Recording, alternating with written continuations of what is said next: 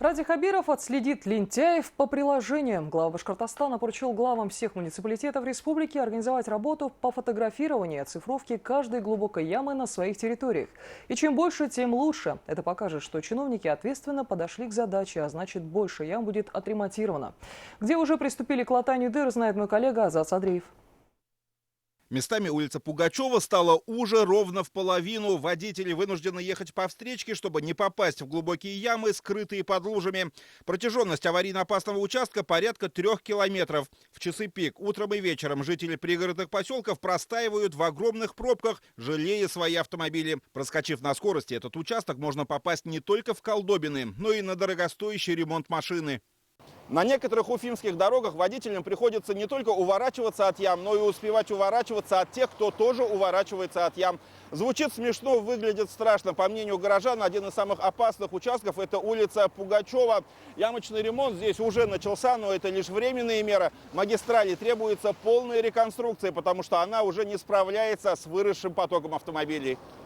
Притчей во языцах назвал улицу Пугачева Ради Хабиров после многочисленных жалоб автовладельцев и дал поручение муниципалитетам не только вплотную заняться ямочным ремонтом на своих территориях, но и сфотографировать, а потом оцифровать в специальном приложении каждую дорожную неровность.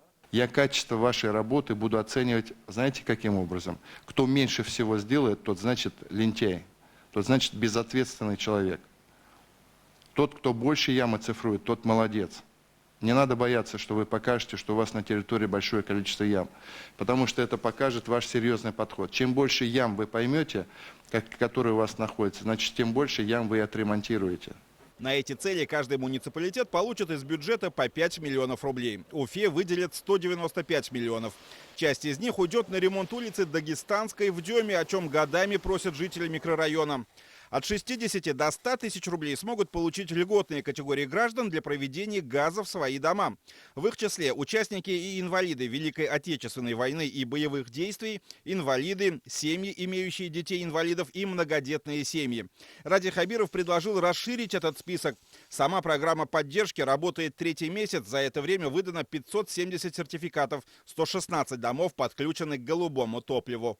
На реализацию данного постановления в бюджете республики в 2019 году было предусмотрено 64 миллиона и на последующие годы, 2020 и 2022, по 200 миллионов рублей.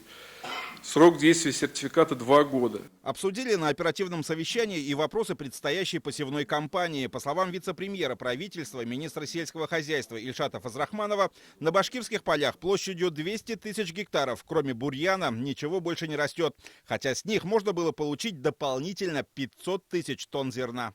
Разберитесь, пожалуйста, вот что нам делать с этими 200 тысячами га земли. Понятно, мы не Ставрополь, не Краснодарский край.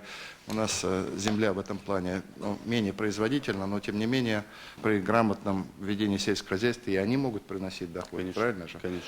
Причину простоя полей выяснит комиссия Минсельхоза и Россельхознадзора. В целом же республика готова к началу весенне-полевых работ.